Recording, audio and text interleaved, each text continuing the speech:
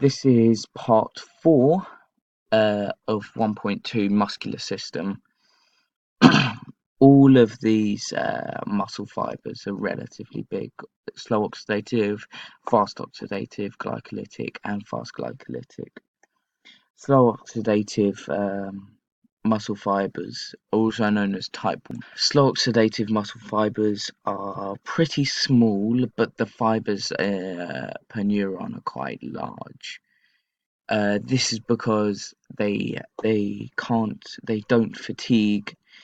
They have a high resistance to fatigue, which means they can chop and turn large motor units. Sorry, so they can go for much longer periods of time.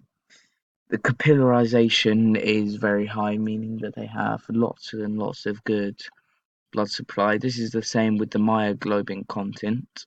That is also high. Mitochondria content is also high, which means it has lots and lots of energy. The PC stores are low. The glycogen stores are low. The triglyceride stores are high. The myosin ATPase content is low due to it not needing to contract very regularly. The aerobic enzymes are very high due to it being an aerobic uh, muscle contraction user, and of course the aerobic enzymes are low. The color is red. The activity would be a marathon due to it being able to work for much longer periods of time, not being able to fatigue. There's not much force generated due to its main function being to go to long periods of time. The resistance to fatigue is high, because I've already explained that. Contraction speed is low, which means that it will contract a lot slower than fast oxidative glycolytic and fast glycolytic, and its main function is maintaining posture, stabilizing bones and joints, and producing isometric contractions. Fast oxidative glycolytic fibers, also known as FOG or type 11A, are quite large. They have quite a few fibers per neuron, and their capillarization is medium as well. Myoglobin content is medium. Mitochondria content is also medium, which means that it's not really very good for long distance, but rather short to medium distances. PC stores are high, glycogen stores are high, the triglyceride stores are moderate, and so are the ATPase content, which means um, it does contract quite regularly, but not as much as fast glycolytic do. The aerobic enzymes are quite low, as is mainly anaerobic muscle. Its colour is red as well. The activity would be around 1,500 meters, roughly, maybe 400 meters, possibly. Its force generated is medium due to it being able to uh, like get off the generate a lot of force due to it being fast glycolytic as well as oxidative. Resistance to fatigue is medium, which means it can go quite far, but not as far as slow oxidative fibers. Its contraction speed is medium, and its primary function is to produce higher tension contractions than slow oxidative. The fast glycolytic fibers, also known as type 11B, these diameter are large. They have medium fibers per neuron. The capillarization is low. Myoglobin content, mitochondria content are also low. The PC stores are high, so the glycogen, whereas the triglyceride stores are low. The myosin ATPase content is high, which means it will contract very quickly. Aerobic enzymes are low due to it being more anaerobic. That's why its anaerobic enzymes are quite high. It's also red. The activity for the fast glycolytic would be shot put. Force generated would be high because it's in a short burst. Its resistance to fatigue is low due to meaning it can fatigue quite easily. Contraction speed is high, and its primary function is to produce powerful high tension muscle contractions. The muscle contraction overview. Here you can see two processes that are involved with muscle contractions. The first picture is the neuromuscular junction, and the second one is the sliding filament theory.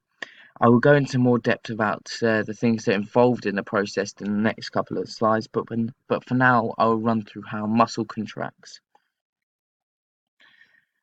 An action potential from a motor neuron triggers the release of ACH into the motor end plate.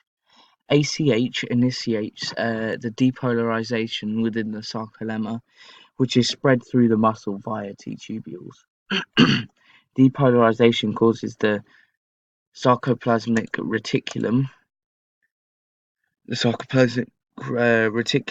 to release stores of calcium ions. Calcium ions play a huge role in initiating muscular contractions. On actin, the binding sites for the myosin heads are covered by troponin and tropomyosin. The calcium ions bind to the troponin and tropomyosin and reconfigure the site, exposing it for the myosin heads to attach onto. The myosin heads then form a cross bridge within the actin filaments. The ATP binds to the myosin head, breaking the cross bridge between actin and myosin. ATP hydrolyzes and causes myosin heads to change their position and swivel, moving them towards the next actin binding site. The myosin heads bind to the new actin sites and return to their original conformation. This reorientation drags the actin along. This is called a power slide. The myosin acting along the myosin in the sliding mechanism. That's called the power slide. The myosin heads move the actin filaments in a similar way in which a rowboat would. The repeated reorientation of the myosin heads drags the actin filaments along and lengthen the myosin. As the actin filaments are anchored to the Z lines, the dragging of the actin pulls the Z lines closer together, shortening the sarcomere. As the individual sarcomeres become shorter in length, the muscle fiber as a whole contracts. The neuromuscular junction. Number one is the presynaptic terminal.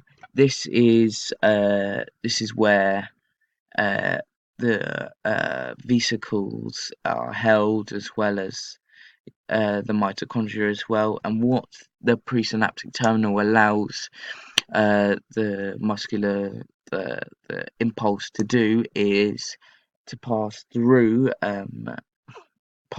the little junction that it's on. The sarcolemma is a cell membrane of striated muscle fiber, and its main function is to stop friction between muscles or bones. The vesicle is a store of ACH, which initiates the release of calcium, which is an essential part of muscle contraction. ACH receptor is where the ACH goes after it has crossed over the little synaptic cleft. The mitochondria's main function is still unclear, but they are the powerhouse of the cell and gives it the nutrients it needs. The sliding filament theory, there are quite a few things that are involved in it. Number one is the calcium ions. The calcium remains in the sarcoplasmic reticulum until it is released by a stimulus. The calcium then binds to the troponin, causing the troponin to change shape and remove the tropomyosin from the binding sites. Number two, the myofibrils. The myofibrils are made up of sarcomeres, the functional units of the muscle. The function of the myofibril is to perform muscle contraction through the sliding filament theory. The sarcomere is the distance between the two consecutive Z lines. When a muscle contracts, the distance between the Z lines is reduced. Actin, that's number 4. Muscle contraction from an interaction between the actin and myosin filament that generates their movement relative to one another. The myosin, number 5. The binding of myosin to actin filaments allows the myosin to function as a motor that drives the filament sliding. Number 6. Cross bridges. A cross bridge refers to the attachment of myosin with the actin within the muscle cell. Number 7. H-zone. The H-zone contains only thick filaments and is shortened during contraction. The H-zone becomes smaller and smaller due to an increasing overlap of actin and myosin filaments, and the muscle shortens. Thus, when the muscle is fully contracted, the H-zone is no longer visible. The Z-line. Within each myofibril are filaments of the proteins myosin and actin. These filaments slide past one another as the muscle contracts and expands. On each myofibril, Z-line can be seen where actin and myosin filaments overlap. Upon muscle contractions, the A bands do not change their length. The I band contains only thin filaments and shortens as well. The troponin The troponin is a muscle fiber that regulates muscle contraction. The tropomyosin blocks the myosin binding sites on actin molecules, preventing the cross-bridge formation, which prevents contraction in a muscle. The ATPase is a chemical energy that is a directed movement that can be viewed as a molecular motor. Number 14. ATP is responsible for pulling back the myosin head, ready for another cycle. That will do it for section 5 on muscle contractions.